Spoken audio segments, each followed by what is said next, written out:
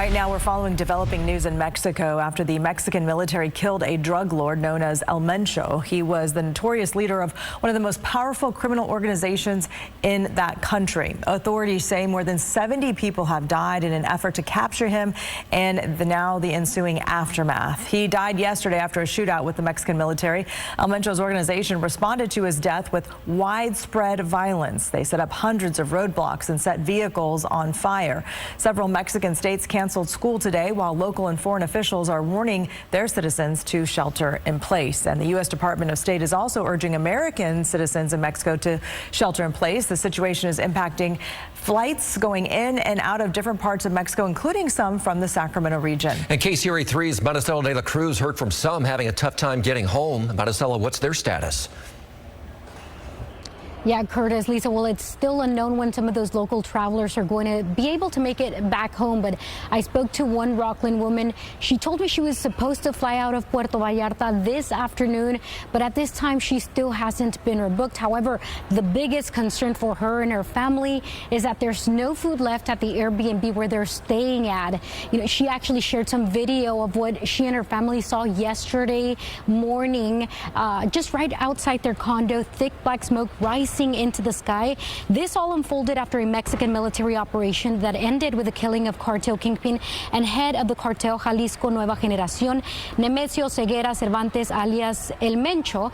That sparked a wave of violence impacting Mexican residents as well as tourists. We spoke with 3 people from the Sacramento area who are now trying to figure out when they'll make it back home.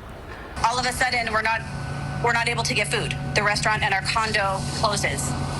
And we're starting to realize what's actually happening as time goes on throughout the day. And the airline for us, as of last night at around 5 p.m., said that it was still going on, like our flight was still going back home. But I get a notification around 11 p.m. last night saying that our flight was canceled. So we were supposed to fly out today at about 2:30. And that's not happening. I don't know when it's happening.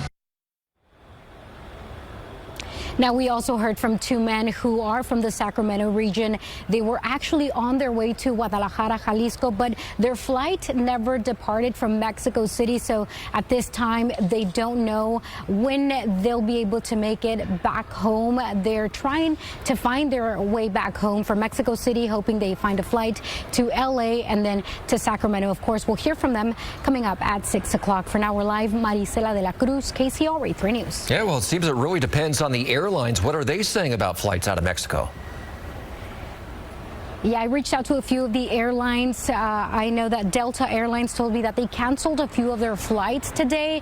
As far as Southwest Airlines, which is the one that Victoria and her family flew with, they told me that they canceled all of their flights in the Puerto Vallarta region today. So we'll just have to wait and see what happens over the next few days and if they'll be able to book through Southwest Airlines or if they'll just have to find another way home. Unnerving for those people who are stuck. All right, thank you.